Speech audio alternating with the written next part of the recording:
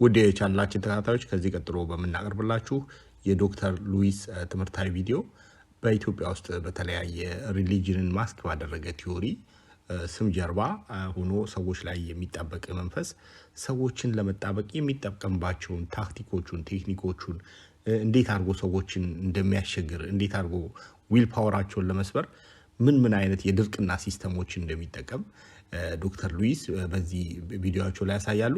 የዚህን ቪዲዮ አወጣንበት ዓላማ ኢትዮጵያ ውስጥ እንዲህ አይነት ሪሊጅንን ወይ መልአክ ነኝ ወይ እግዚአብሔር ነኝ ምናምን ይያለ ሰዎችን የሚቀርብና ሰዎች በብዙ ችግር ውስጥ በፕራይቬት ህይወታቸው በመግባት ድብብቆሽ እንደሚጫወት የሚያስቸግር መንፈስ እንዴት አድርጎ ከሰዎችን እንደ ፕሮጀክት ከልጅነታቸው ወይም ደግሞ በሆነ ችግር ውስጥ አስገብቶ የሚጠቀምባቸው መንገዶች ዶክተር ሉዊስ በዚህ ቪዲዮ ቁልጭ አድርገው ያሳያሉ። ይህንንም ማድረግ ያስፈልገበት ምክንያት ይህንን ነገር በ21ኛው ክፍለ ዘመን የሰው ልጅ ጨረቃ በሄደበት ክፍለ ዘመን ቀላል የሆነ ሌብነት ሃይማኖትን ማስክ ያደረገ ሌብነት ምንነቱን ለማሳወቅ እንደዚህ ማንኛውም ሰው በሚገባው መልኩ እንዴት ነው የሚሰራው፣ አሰራሩ ምን ይመስላል፣ እንዴትስ ማስወገድ ይቻላል የሚለውን ነገር በቀላሉ ደረጃ ለማንም ሰው በሚገባበት ከሃይማኖቱ ማስክ ካባ ወጥቶ ማሳየት አስፈላጊ ሆኖ ስለተገኘ በዚህ መልኩ አቀርበናል። ተመልከቱት።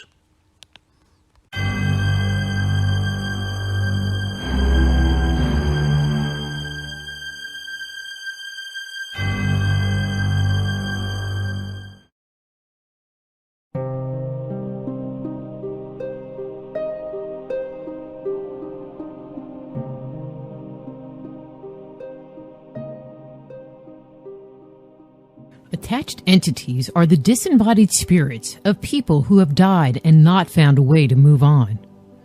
They are like a ghost who has taken up residence in your home. What separates an attached entity from its closely related cousin, a ghost, is that the attached entity take their interaction with us one step further. They single out an individual to haunt and then penetrate their auric field. The aura is the electromagnetic field around the body. It is our personal space. It can be likened to a border that marks where we end and another begins. It is what energetically separates us from others and supports our ability to remain clear about who we are, what we think, and how we feel. When an entity repeatedly penetrates our aura, it is classified as being attached. Angels, spirit guides, and ghosts do not enter the auric field.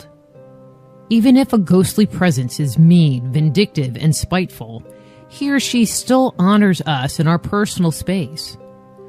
Attached entities, on the other hand, seem unconcerned with our boundaries and can routinely and regularly enter our energy field. All attached entities are parasites. Their vibration is low. They are typically ego-driven, emotionally negative, and out for themselves. Their motives can be summarized into two words: control and manipulation. Their endeavor is to create a symbiotic relationship with us, with the cards stacked in their favor. When an entity is in our auric field, we experience their thoughts, feelings, and emotions as if they were our own. The sufferer often assumes that they are responsible for creating the ongoing patterns of negative thoughts and undesired emotional responses. They are left believing, "This is who I am." Dealing with an attached entity can be like interacting with the power and influence of religious, social, or political cults. The beliefs elicited by a cult may seem wonderful at first, but the reality is all they want from you is your obedience. They endear themselves to you by telling you how happy or successful you will be if you follow their guidance. Once their hold over you is complete, they will use coercion, guilt, character assassination, and even intimidation to keep you from leaving their influence. They will hide the truth of who they really are and what they actually want. They will only make their hidden agenda known when they think you are ready. Entities do the same thing. They will lull you in with their promise of a better life, protection, strength, and security. Once inside and firmly attached, the game changes. What was once promised goes by the wayside. The good, positive, and uplifting thoughts they once provided change to negative ones. These negative tapes can keep playing over again in our minds, keeping us in an altered emotional space. The deeper, darker, and lower you go, and the longer they can keep you in this emotional place, the happier they are. Relief can only be experienced if we move the entity out of our space and reestablish our connection with ourselves. What many do not realize is the fact that entities, like a cult, attach to us because we open the door and invite them in. In most cases, it's accidental and unintentional on our parts. Entities attach to us for a number of different reasons. The most common and long-standing of these relationships occur between an entity and a child, especially with children who were sexually molested or experienced long-term physical or emotional abuse. It is common for these children to feel alone and abandoned by those who are supposed to take care of them, protect them, and defend them. In their hurt, pain, and solitude, they call out for someone to help. They project a wave of emotional energy into the universe like an SOS or a beacon of light. They ask, hope, and pray for someone to come and save them. The depth and strength of emotional energy they project is so intense, their wishes do get answered. By whom? By the entity, of course. The child, as a way of coping with the dysfunctional situation, disassociates from his or her body. This leaves room for the entity to step in. As the entity exerts its control, in a weird way, the child receives a reprieve from the painful circumstances they're experiencing.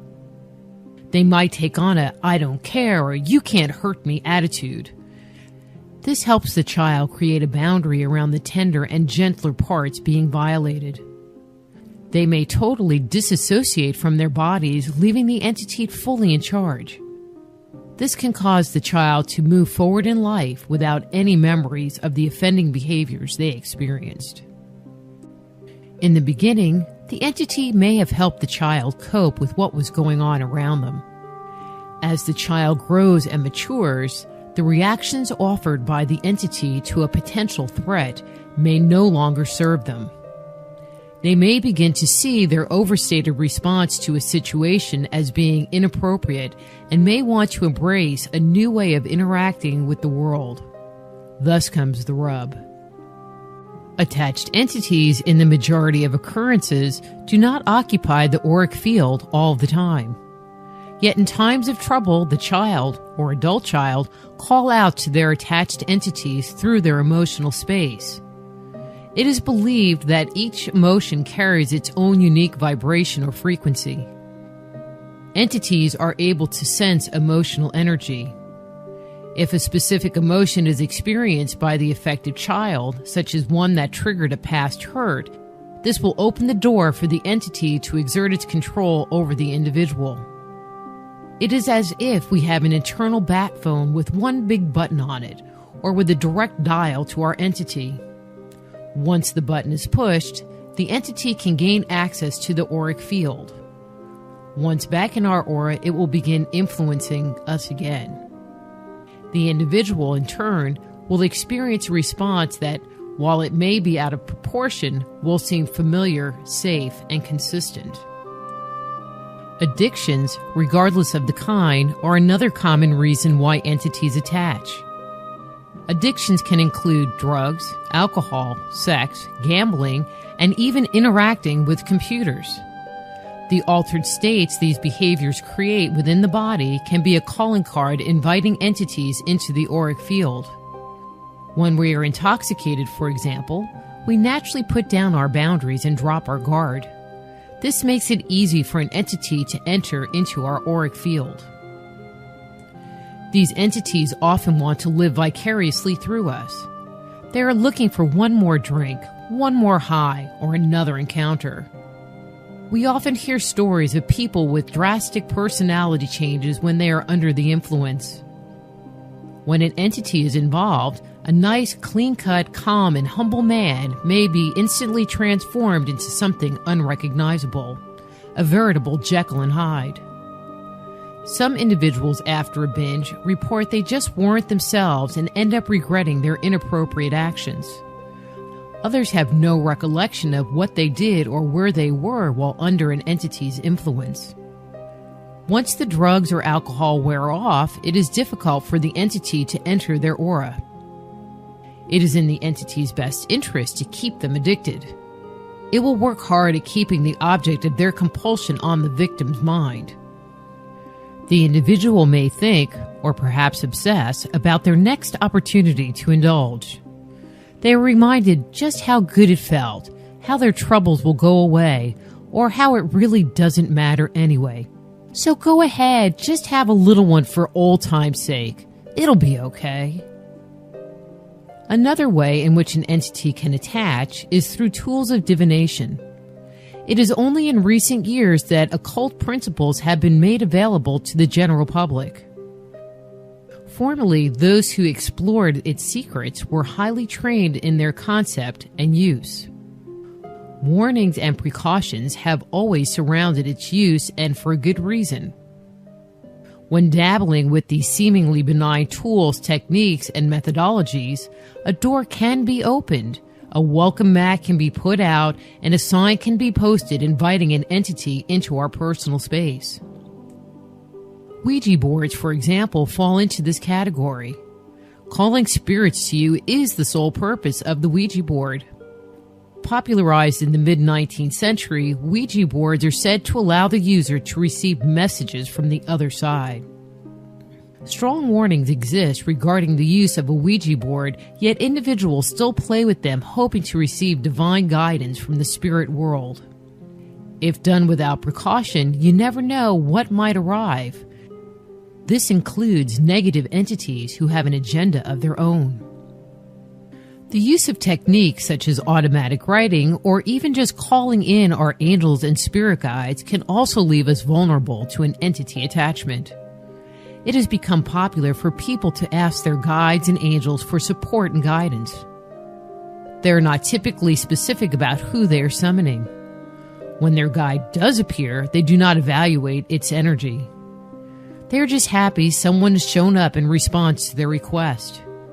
If, however, you call upon your guides when you are scared, depressed, frightened, or sad, you can accidentally attract a negative entity that can ultimately cause more harm than good. Tales of individuals who end up with an entity attachment through this method are essentially all the same. At first, the communications, insights, and advice the individual receives appear divinely inspired. The good feeling the entity provides tricks the individual into trusting it. Mistakenly, they let down their guard and invite the entity in even further. As time goes on, the entity's messages start to change. What was once helpful, uplifting, and useful now become communications that can provoke fear, intimidation, and control. Some, since they believe this communication is coming from a higher source, may act upon the messages they receive without discriminating their pros and cons. Entity attachment is a very real phenomenon. Thankfully, it is possible to break the agreement between the entity and the individual. Sometimes this process is simple. At other times, the entity is so embedded into our consciousness that removal, although not impossible, can be challenging.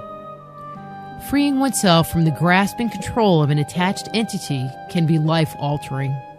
It can open the door to a whole new outlook on life and help to create a future that in the past could only have been dreamed of.